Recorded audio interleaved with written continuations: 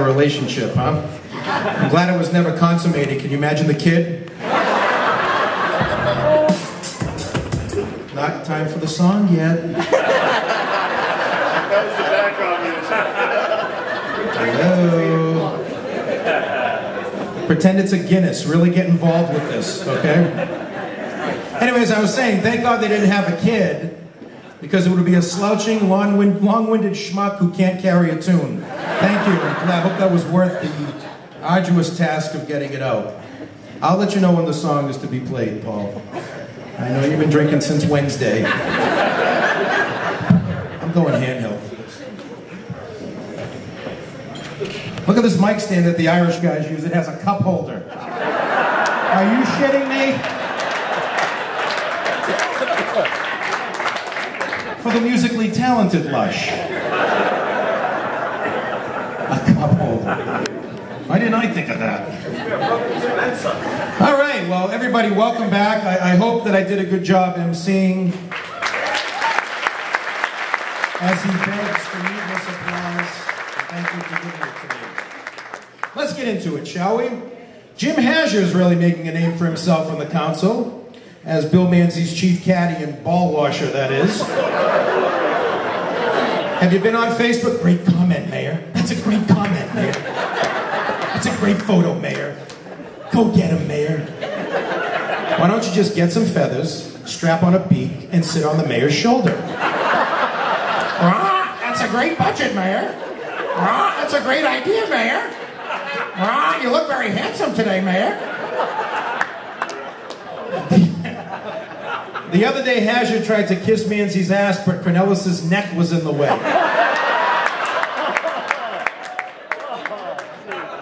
Jim Hazure's head is so far up the mayor's ass that when Manzi had a colonoscopy, they found Hazure's tie.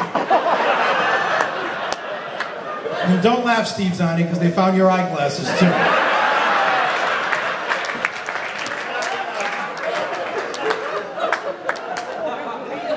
The DPW union's been in the news lately, huh? Mike Gagliardi, the union rep, is here. This guy's the Joe Pesci of Methuen.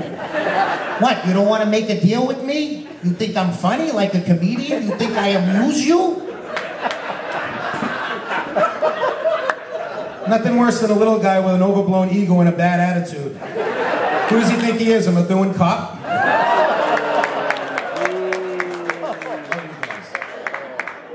And the union was going to play hardball. They were actually going to bring a giant rat to Jim Hazure's house.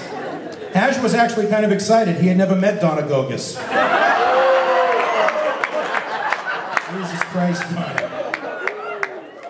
Gogus makes Jeannie Pappalardo look like Mary Poppins.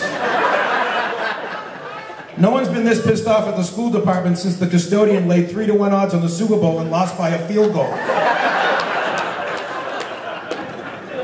And speaking of the school department, as we segue, they've completely taken over the Quinn building, which means all of the building and health inspectors are now packed into one room at the Searles building, which is great, because nobody likes to drink alone. Are you shitting me? Dan Cuddy, Jim Quinlan, Billy DePato, and Johnny Bonanno in one room?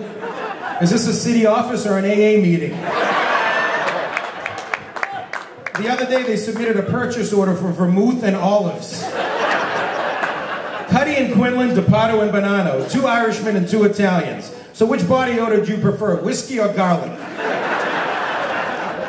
All 4 of them love the sauce. Quinlan and Cuddy drink it. DePato and Bonanno put it on rigatoni. And they all like shots. Quinlan and Cuddy will guzzle them. DePato and Bonanno will take 2 to the head if they insult Ray DiFiore.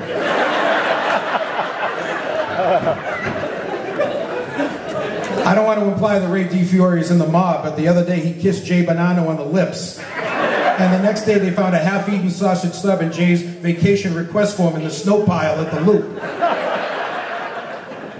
I'm just kidding about that one. Jay would never eat just half a sausage stub.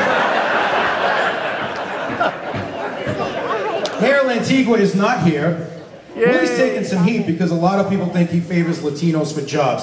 I don't want to say that Lantigua favors Latinos, but Lenny Degnan's business cards now say culo besador, translated ass kisser. Lenny Degnan, are you shitting me? This guy does more damage control than Charlie Sheen's lawyer. And what a head on this guy. I don't want to say Degnan's head is fat, but he makes Jamie Atkinson and George Sion look like Mary Kate and Ashley Olsen. When they're done in politics, Degnan and Matt Cornelis are going to host a game show called Who Does Less? Lenny and Willie are doing a great job in Lawrence, though. Is it possible to have just a few more fires? Is that possible? Every neighborhood looks like the sequel to Backdraft. The city song's been changed to I'm Burning For You by Blue Oyster Cult. Instead of a key to the city, visiting dignitaries get a hose nozzle. And have you heard the new city slogan? Entering Lawrence, bring your marshmallows. Switching back to Methuen. Jack Cronin and Dottie Khalil, they're really going at it on that charter commission. What the hell is this? Senior pro wrestling? Old Timers Day in the UFC? Dottie Khalil is old. Her first job in government was holding the thread for Betsy Ross. Cronin is so old that on the first board he joined, they didn't use a gavel, they used a club. 1 grunt for yay and 2 grunts for nay. A young Jim Hadger was on that board too. Me like mayor. Look good in one cloth. And how the hell is Pat Uliano even on the city council? Didn't a house fall on top of her in The Wizard of Oz?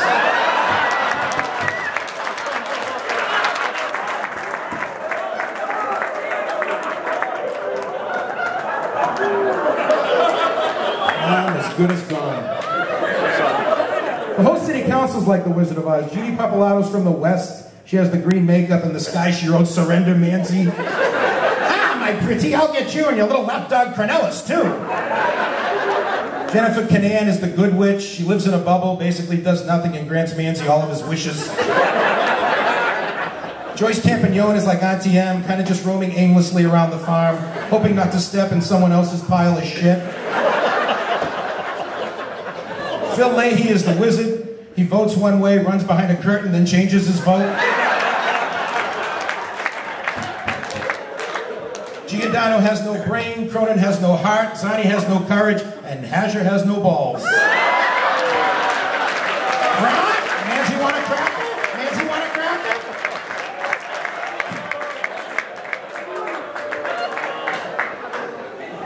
All right. We're going to do a little... Hold on a second.